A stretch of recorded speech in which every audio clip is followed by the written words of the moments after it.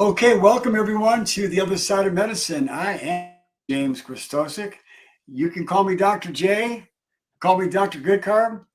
You can call me whatever you like. But today we are privileged to have a special guest in the house. It's Dr. Kyle Smith. He is an accomplished author. He's a researcher, clinician, and chiropractor excellence. Hmm. So we are really excited. Dr. Kyle, welcome to the other side of medicine. Well, thank you so much for having me on. I'm very, very grateful for being here. Thank you. Well, we're grateful for having you here. So, first of all, you are the author of this book, The Yes, Testosterone Switch. Is that correct? that is correct. That's my book. Okay. I want to make sure the right guy. Okay, you are the man. Okay, so just joking, folks. But in any event, tell us how did you develop a passion for hormonal health, and how did the book evolve out of that? Give us the story. It's a journey of discovery. It was really a blessing, but it's a blessing in disguise. A lot of my blessings in life came because of a challenge. And then, if you look for the answer, you're led to the answer of how to fix the challenge. And in fixing my own challenge, so to speak, I got to go on and train now thousands of doctors on how to do this program that we call the Testosterone Switch in practice. So it all came from me years ago. 15 years ago, actually. I was 45 and suddenly I was fatigued. I was tired all the time. I couldn't figure out why I was overweight. And I ran my blood to find out my testosterone was an unbelievably miserably low 200. That's Mm. 200 nanograms per deciliter. Now, the scale for a healthy testosterone is 200 to 1100. So I'm at the very, very last digit of the healthy normal scale. And I felt terrible, right? I'm fatigued. I'm tired all the time. First of all, I've got to say testosterone's a lot more than what the media makes it out to be. It's everything that makes a man. It has to do with your cognitive function, your memory, your mood, how good you feel. I got to tell you, I've met so many women that say, I want my husband back. He used to be fun. He used to be joking all the time. We'd do stuff, and now I can't get him off the couch. Mm. Well, this is the energy or lack of energy that comes from having low normal testosterone. So I found out mine was miserably low, and I started to look for what I could do to fix it. And a really good friend of mine who's an osteopathic physician, a DO, he recommended a bioidentical cream. So I'll say to you and your audience, at 45, I went on it. I went on the bioidentical cream, and the morning I put that on, it was a transdermal. You put it on your arm, it absorbs in. The moment I put it on, it was like a cup of coffee. Suddenly I had energy and I felt fantastic. I was standing up straight, my chest was out and I felt incredible. And then the next day I felt incredible again. And the next day and the next day. And then suddenly, about 1 or 2 weeks into it, I started to have some serious side effects from that. And I started to ask myself, what's going on? I go back to my DO friend. He says, oh, now you need an aromatase inhibitor because my estrogen went through the roof, which oftentimes happens when a guy is supplementing exogenous testosterone. So now I've got an estrogen problem and I've got a testosterone problem.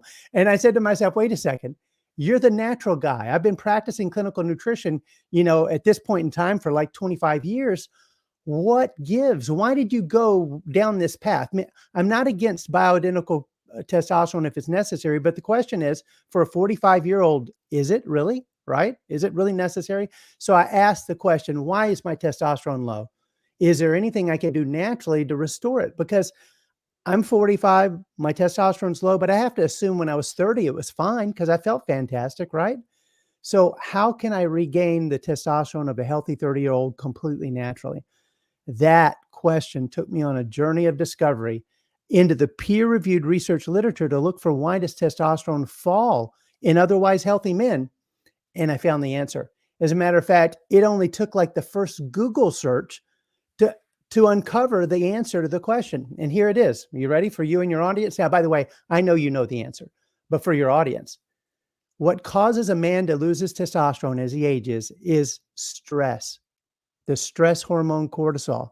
When cortisol goes up, and that's a normal response, by the way, to being stressed. When cortisol goes up, testosterone goes down. There's an inverse relationship. If cortisol is high, testosterone is low. As a matter of fact, in a man's body, there's a switch that turns testosterone off, hence the name of the book, wherever it is over here, the testosterone switch. So Right there's a here. switch in a man's body that turns Right testosterone here. off, and it's stress. So right now, I want to speak to any man and any woman that's watching this video. If it's a woman and this is your spouse, your husband, think of this. Is he stressed? Is there financial stress, family stress, business stress, work stress? Any kind of a psychological stressor can cause cortisol to go up and for testosterone to go down. And in essence, this is how it works.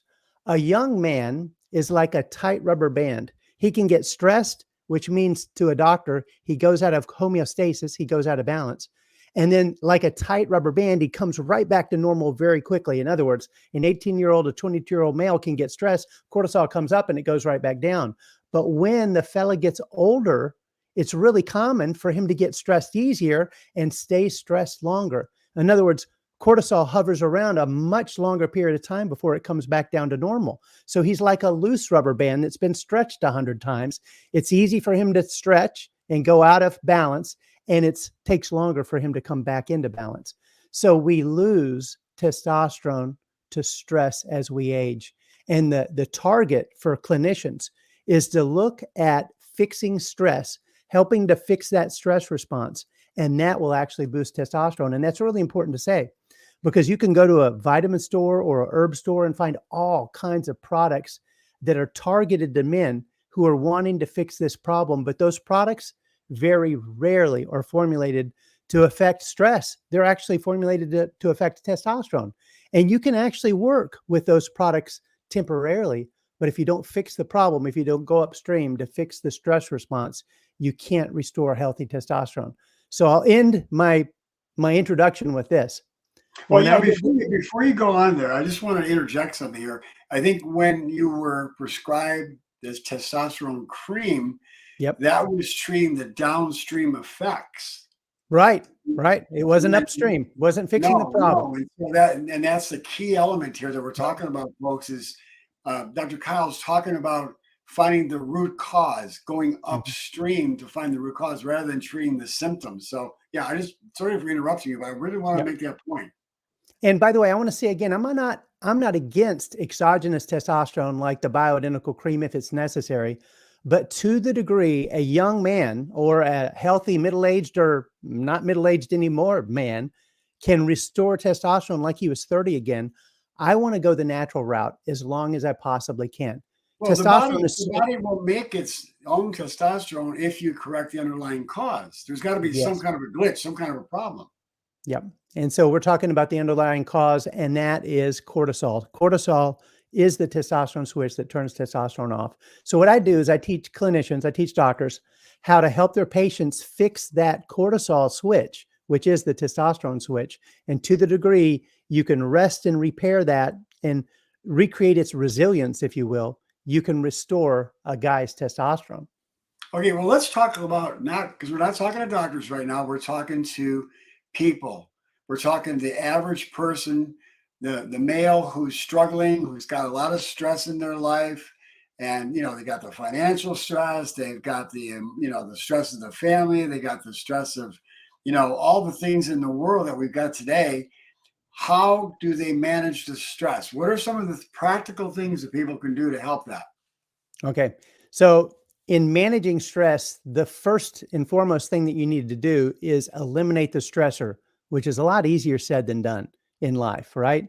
Especially if it's a guy and it's work stress, job related stress, maybe relationship stress at work. You don't like your boss. You don't like the tasks that you're tasked with doing every day. These are mental stressors that can cause your stress hormone to go up. So it's repositioning your attitude towards that, which is, again, a lot easier said than done. So in the testosterone, Mindset. yeah, it is the mindset. It really always is. And, one of the things I like to do is practice gratitude. In any situation, there are things that you can look for to be grateful for. And to the degree you're enhancing your perception of gratitude, it's really impossible to be in fear, worry, doubt, and insecurity while you're being grateful. They just doesn't happen at the same time. So part of it is practice focusing on those those attitudes and those thoughts that are in your life, those things that you're thankful for. On the other side of this, in the Testosterone Switch book, I recommend a supplement. And it's a really neat supplement because there's a long history of safe use, and it is called phosphatidylserine. And what I share in the Testosterone Switch book is the active daily intake of 600 milligrams a day has been shown to enhance testosterone in otherwise healthy men who are exercising every day. So there's a couple points. There's taking the right amount of this ingredient, phosphatidylserine, and it works in conjunction with, or rather in synergy with, exercise. What I've seen in my own life and in clinical practice, you can't take this ingredient, sit on the couch, and make testosterone.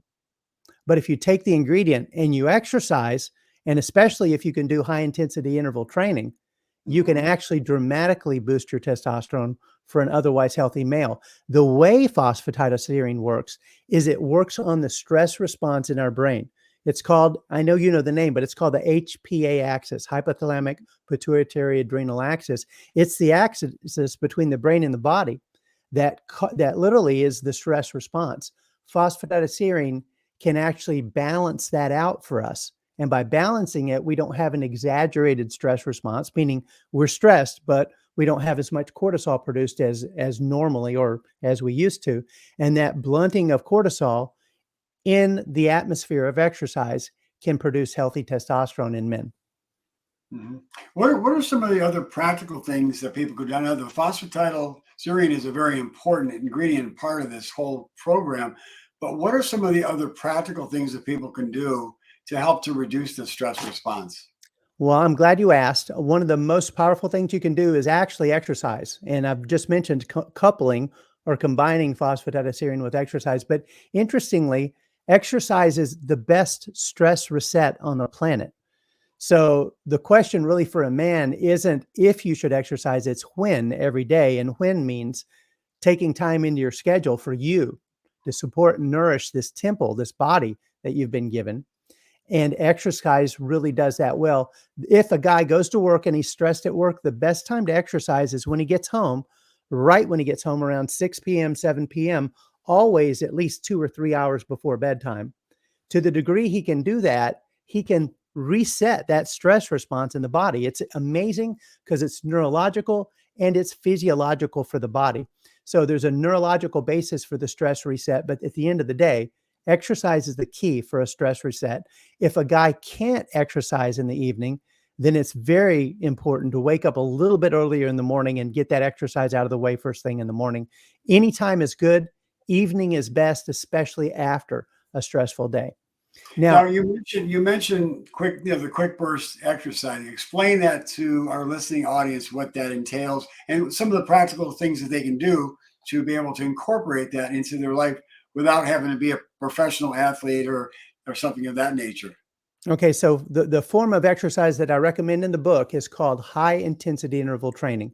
And this is for lack of a better term, it's not a scientific term, but for lack of a better term, it's a magic form of exercise because it creates an optimal hormone response. And for a man, that means it will boost testosterone.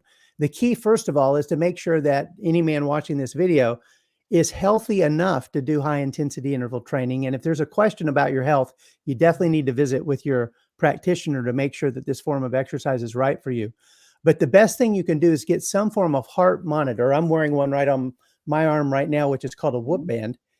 You've got a heart rate monitor, and it will tell you based on your age where your 80% of your maximum healthy heart rate is and 90%. And with high intensity interval training, you basically want to warm up really well and then do some form of intense exercise to get to about 80% of your maximal healthy heart rate for your age. To the degree you can do that quickly, like a sprint of some kind, once you get winded and your heart rate goes up, you take a pause for about 30 seconds to a minute, breathe deep, and let your heart rate come back down and reset. And then you do this again. That's called an interval. So if you and I were doing this, and I'm not going to say this is the best type of exercise, but let's make it a sprint because we all know how hard a sprint is, right? If we're running, if you and I were doing a 100-yard dash to see who could win right now, right? And we're healthy enough to do that exercise and we're all warmed up, we're going to exercise to our full capacity for running for 100 yards. That will get your heart rate up to 80% super fast, right? You'll get super winded, and you stop once you're winded, let your heart rate recover as you're breathing deep. That is called one interval. The beautiful thing is what we've seen is in science, if you exercise just 10 minutes a day with high intensity interval training, you can dramatically improve testosterone. And by the way, set off a whole cascade of positive reactions in your body from exercising in this way. But it really Well, is not all about intensity. yeah. Now, not everybody listening is going to be able to do sprints. So, what are some other alternatives to that to be able to accomplish the same thing? There are a number of exercise machines that are very low impact on the joints, and you don't have to be running because running could be dangerous. A VersaClimber is my favorite. That's a torture machine that I know you're familiar with. Recumbent bike will work. Stationary bike, an elliptical machine will work. Anything where you can start moving your upper body and lower body at the same time with intensity. I've seen a lot of doctors recommend rebound trampolines, where you can go on Amazon and buy a good quality one for about $100, put that in your house, assemble it, and put on a good set of shoes that fit well, warm up, and run in place on that rebound trampoline. And that way, you're not inflicting any damage on your knees and your hips and your ankles, Mhm. and you're getting the benefit of moving those limbs rapidly, which will cause your heart rate to go up very quickly. How about brisk walking, just like to get the heart rate up? Brisk walking, but I have to tell you, if you're doing it outside in the neighborhood, you're gonna look goofy because it's gonna be that power walk. You're Yeah, gonna be sure. swinging your arms and walking as fast as you possibly can. That will Mhm. work too. And as you know, Mhm. it'll set off a burn in your legs, and that's a good sign that you're working to your maximum capacity. And I'm glad you brought that up. Now that we're moving into spring and summer, you can get in the swimming pool with a kickboard, kick as hard as you possibly can for a minute. That will do it for sure. And of course, that's probably the friendliest form of exercise because Mhm. you're definitely not putting any stress on your joints. Well, those are all really good practical ways. So thank you for that. That's a very valuable tool right there to be able to do. And you don't have to spend a lot of time. That's the neat thing about it. Yeah. 10 minutes, anybody can do that. 10 minutes. And again, we're looking for an optimal hormone response. 10 minutes of if it's high intensity interval training, it's all you need to do to produce a maximal testosterone response, especially in the environment of phosphatidylserine. Wow, this is good stuff. So let's move on and talk about some of the other things that you recommend in the book. Okay, so the first and foremost one is phosphatidylserine.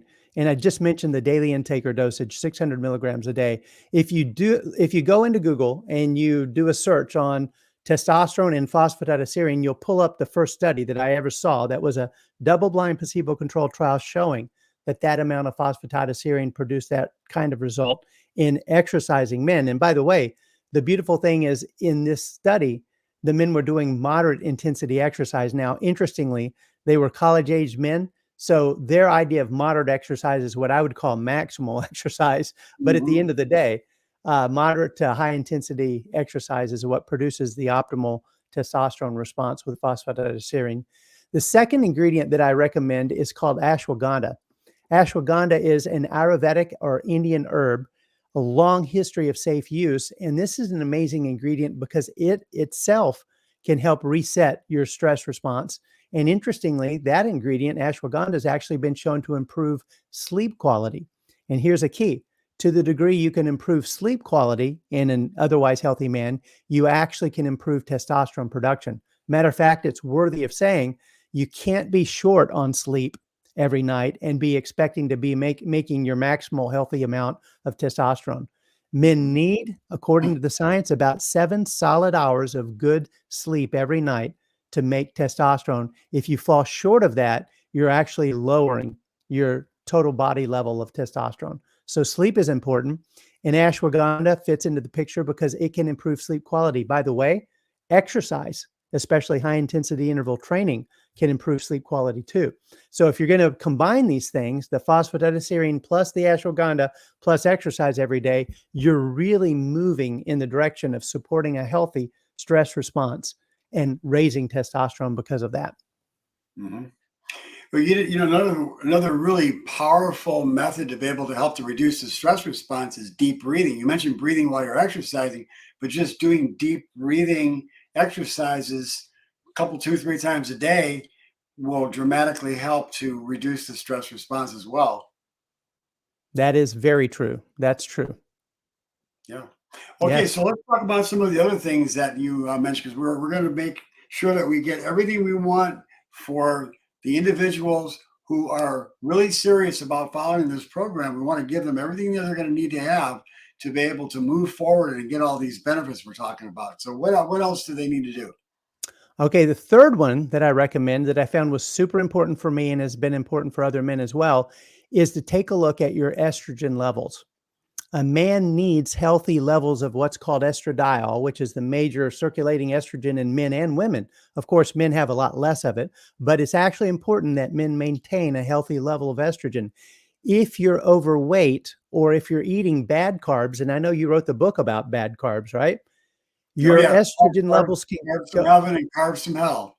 Right, exactly. Well, if you're eating the wrong kind of carbs and or you're overweight, especially around the midsection, doctors call that central adiposity, means you've got a lot of adipose or fat tissue around your midsection. Well, that adipose tissue, when you're stressed, makes aromatase. And when aromatase goes up, a man's healthy testosterone gets spun right into estrogen. So the issue is young men typically never have high aromatase and therefore they have high testosterone. But as men age, it's very common. I don't want to say it's normal, but it's very common for aromatase to creep up, especially the heavier they are in the midsection. And to the degree that goes up, testosterone gets spun right into estrogen. So they lose testosterone to estrogen. The main thing that guy needs to do is lose weight, especially around the midsection. But again, oftentimes easier said than done. What you can do immediately if you find out your estrogen levels are too high is you can take pomegranate extract. Now, I'm not talking about pomegranate juice. There's a lot of sugar in that juice. I'm talking about pomegranate extract. And there's a brand I like called Pomelo that has a whole lot of active ellagic acid and what they call punogalactans. And these are interesting ingredients because they actually spin in a healthy gut into urolithins, and the urolithins drop aromatase. So the interesting thing is pomegranate has constituents that in a healthy gut spin into urolithins, and the urolithins again drop aromatase. It's really neat. You can take this ingredient once or twice a day, and it will very potently reduce estrogen by reducing aromatase. Hmm, wonderful. That's really good practical tips there. So the uh, uh, pomegranate also is beneficial for helping to increase the beneficial bacteria in the gut. Um, that actually helps people to keep their weight down as well. So, the Akkermansia, it's a bacteria that grows when you have the pomegranate elements that you mentioned. Mhm. So it's good for your Well, gut. it's an ingredient I've supplemented with now for 15 years, and it's kept my estrogen personally, it's kept my estrogen in check. And this is an ingredient that you can dial up and take more of it to have a higher effect on that or dial it down, but it's very effective. I've seen it, in my opinion, I've seen it to be very effective at reducing estrogen by reducing aromatase. Great. That's terrific. So, Yeah. what else can people do to help this whole paradigm? Okay, we mentioned supplementation with these ingredients, phosphatidylserine, ashwagandha, and pomegranate extract.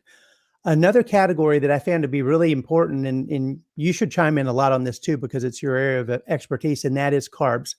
If men are consuming too many high glycemic carbohydrates, insulin goes up. And here's a key, just like cortisol.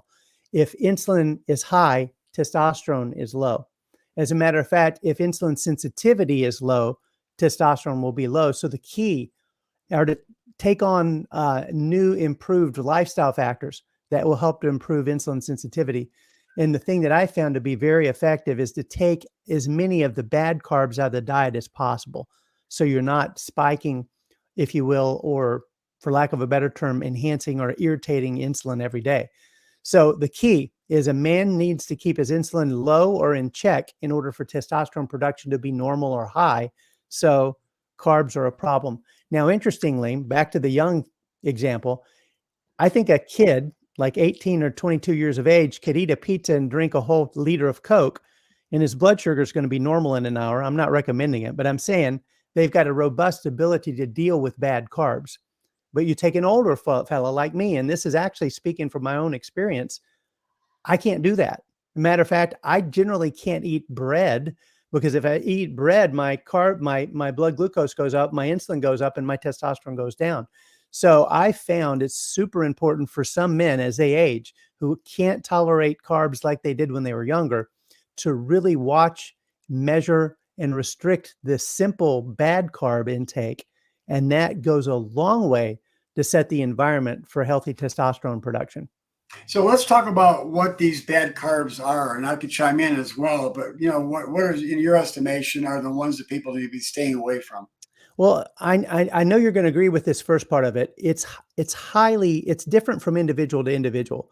But what I've noticed in practice and in training other doctors is older men that used to be able to handle carbs typically can't handle carbs as much anymore. And I find it to be really important. And I've done this myself, of course, to take a look at your blood glucose levels, because sometimes you'll find that there's certain foods that a person can eat that would spike their blood sugar that you wouldn't expect would spike their blood sugar. But for what I found is corn typically can have a high glycemic effect. Just about any form of processed corn can be bad for blood sugar. So there's an example. And then if you go down the grains, many times men that could handle grains when they were younger have trouble with them now. So they need to be limited or eliminated in order to set the stage for healthy insulin levels. At the end of the day, there are nutritional steps that I know you're familiar with that a man can go through to help improve his insulin sensitivity out besides diet. But I believe that diet is probably the most foundational thing that we can do with regards to manifesting healthy testosterone. And it comes for many men back to watching their simple carb intake. So to answer your question, I hate to say it, but a lot of men can't tolerate grains, especially processed grains, like they did when they were younger. Yeah, the processed grains are certainly, the standard American diet is those processed grains.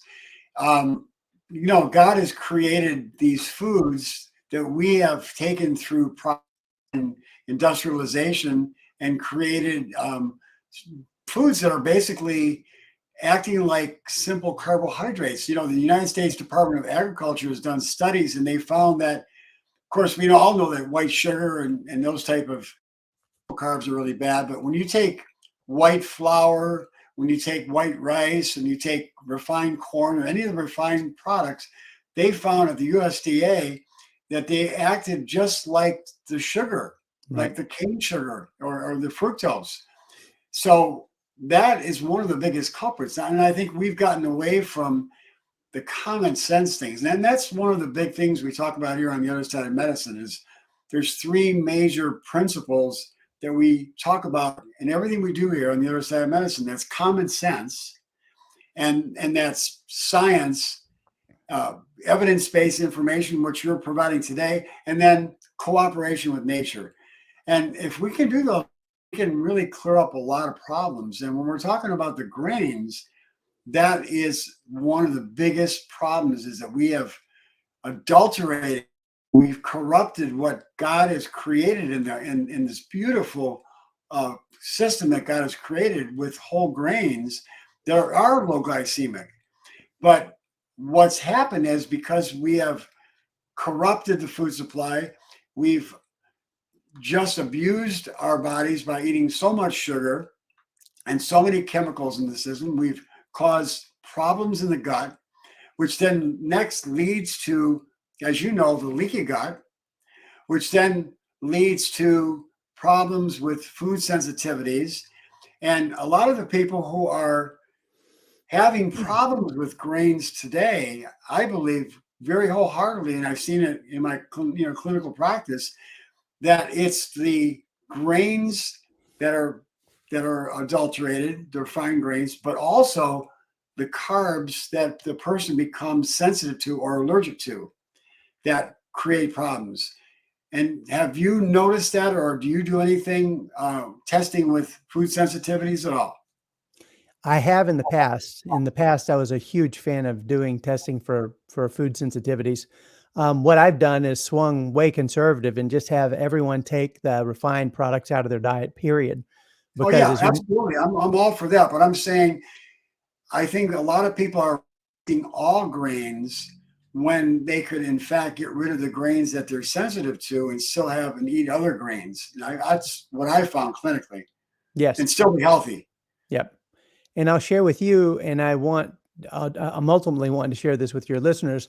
I think that the most exciting emerging area of science that I've ever seen is what you're onto right now. And it's this: those whole grains that have everything that God created in that grain still present, from the bran to the nutrients to everything. They digest so differently that they actually, much of their weight is there to feed the microbiome, the healthy flora in your gut, more than they are to feed you. And through modern technology, we've taken that whole grain, stripped all of those factors that feed your gut out, and just have the carb part that feeds the human and then spikes the human's blood sugar because it's unnatural. A carb was never meant to digest and to absorb as fast as a refined carb does. So my point is, if you go back to the whole grain, like you're mentioning, a lot of that by weight is bulk that never fed the human, but fed all the microbiome. And we're finding, as you know, there's 10 times more bacteria in your gut than there are cells in the human body. So we're really carrying this microbiome around, and we're symbiotic. We're dependent on them. They're so dependent on us, and they're dependent on what we eat. And to the degree the food that we're eating every day is refined, they're starving. And a lot of the healthy populations will die away, which means our gut can't function like God intended to begin with. So it all comes back to eating as unrefined and unprocessed as possible. And to the degree a guy can do that, you're right. He could probably tolerate the grains that I take him off of. But my problem is, many of these men, as you know, will go to a famous Italian restaurant that's a chain across the country, and they'll eat a week's worth of carbs in one sitting, and all the Mhm. carbs were refined. I mean, that's just not how humans were created to eat. So there's a balance issue, there's a processing issue. But really, if you come back to what you're saying and you eat the whole grain and you drop the glycemic index, then you are creating that environment that can manifest healthy testosterone. In So moderation, interestingly, like you said too, in moderation, not eating, just a whole big plate of pasta. You should be having a lot of greens on your plate, a lot of salad on your plate, and some proteins as you have. So you really need a balance in what you're getting on your plate as well. So many people are just loading up on the carbs by themselves. Not a good idea. right, right. So the interesting thing is, tying it back to the beginning of the talk, what we are talking about is men lose testosterone to stress. When cortisol goes up, testosterone goes down. Then men lose testosterone to carbs. When insulin goes up, testosterone goes down. So there's a double whammy there. And then those men with poor insulin sensitivity, they get overweight, specifically around the belly and the love handle area. And that creates the adipose tissue that drives aromatase up, and that drives estrogen up, and that drives testosterone down. So there's really a trifecta happening here that Mm. starts with stress, then eating habits, and those causing excess body fat that causes aromatase to occur. So it can all be unraveled. You can all go back to the beginning by handling the stress, either emotionally, psychologically, or through nutrients, like we mentioned, enhancing the exercise, and then eating a low glycemic diet of any kind, but a healthy, unprocessed, low glycemic diet to support those healthy insulin levels so testosterone can be created. Yeah, that's a really powerful way to be able to um, help the body and assist the body in its effort to repair itself. I mean, that's what we're talking about here, right, doctor? It's like the body is able to heal itself. We're providing it the nutrients and the lifestyle that then the body can heal itself. Because that's what God has programmed into the body, the ability to Yeah. heal itself. Yes. Isn't that amazing? And isn't that wonderful? I'm just every single day when I see it in my practice, and as I'm sure you do, it's a miracle that happens. But unfortunately, modern medicine today is not taking advantage of that power. I always tell people that I make an analogy. It's been said that Einstein said that we only use about 10% of the capacity of the human brain. Well, I tell people that modern medicine is only taking advantage of about 10% of the capacity of the body to heal itself. We're talking here tonight about unleashing that power, right? Yes. Yep. Removing the barriers. So let me mention a couple things because I know that we're coming up to our timeline here shortly. I'd like to set the stage for your listeners and viewers to be thinking about this.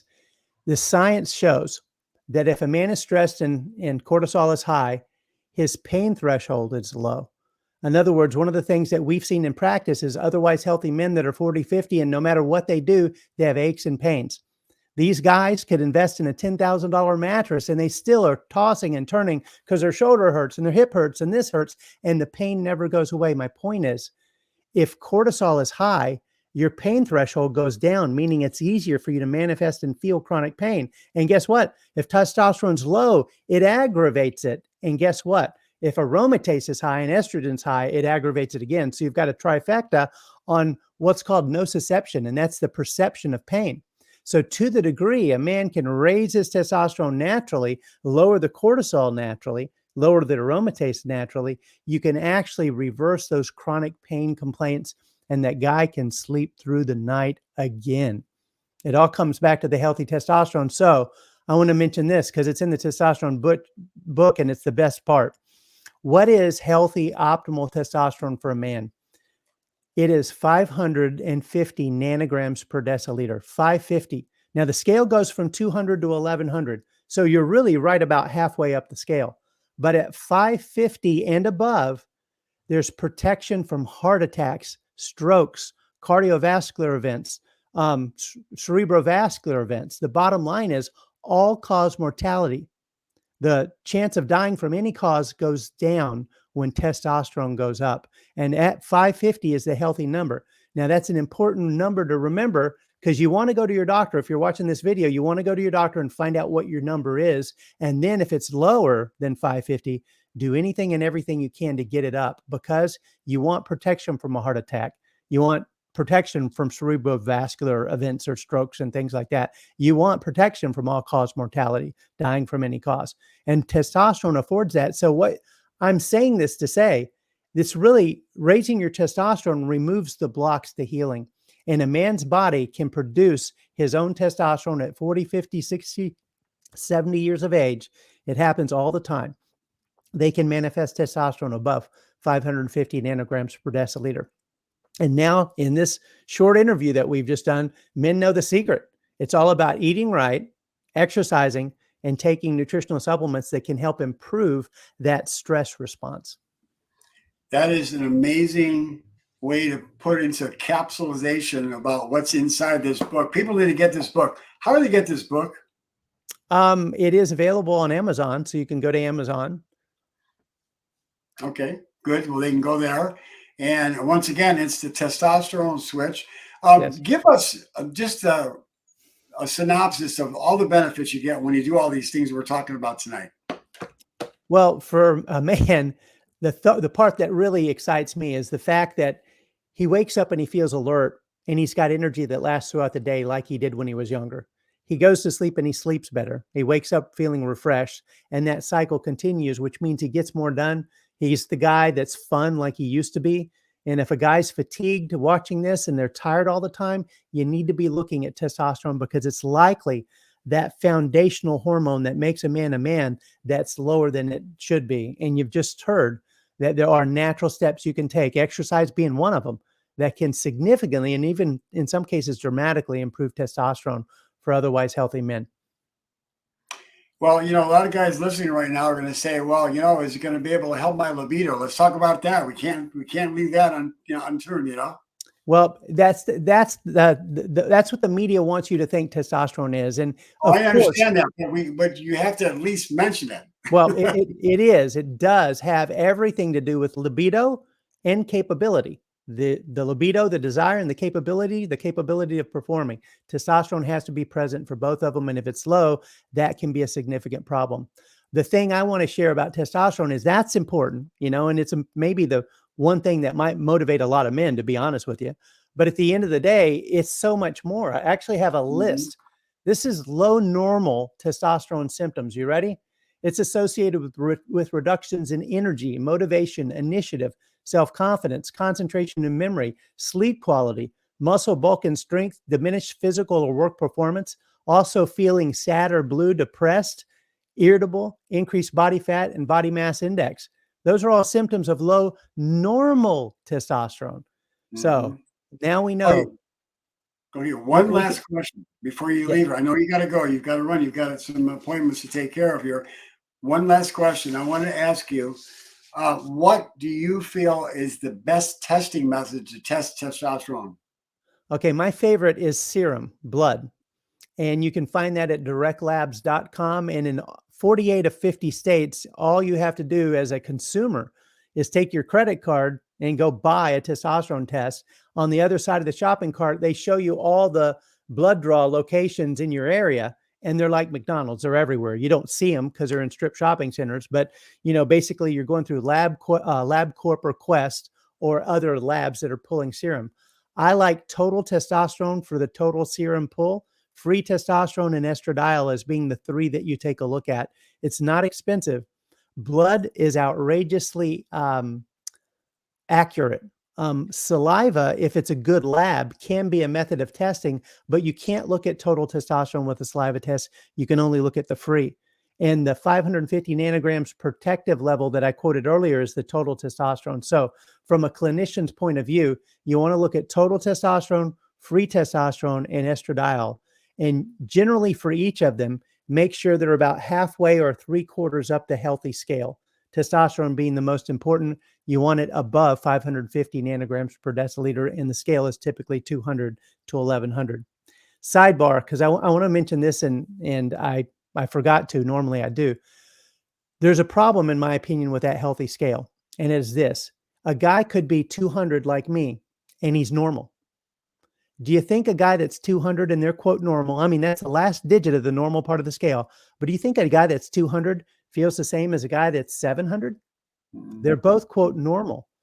I'm telling you, there's a lot of men walking around that have been told their testosterone's in the normal range, but it's the lower quadrant, the lower 20 or 25% of that range, and they're feeling terrible. Above 550 is when the benefits of testosterone really start to manifest. Now, if you're 200 and you go to 400, you're going to feel fantastic because you just doubled your testosterone. But I'm saying the protective, the heart healthy protective effects of testosterone manifest above 550. Then these symptoms that I just mentioned go away. Libido and capability are, of course, off the charts like they were when the man was younger. So in this talk, we've learned it's diet, low glycemic, antioxidant rich diet, exercising just 10 minutes a day, high intensity interval training, and nutrients to help support a healthy stress response, and making sure your doctor approves this for any individual that's watching that may have a health condition or be on some form of medication. Wow, wow, wow. You just packed a lot of information into a little bit of time. So, Dr. Kyle Smith, thank you so much for joining us here. It's been a pleasure.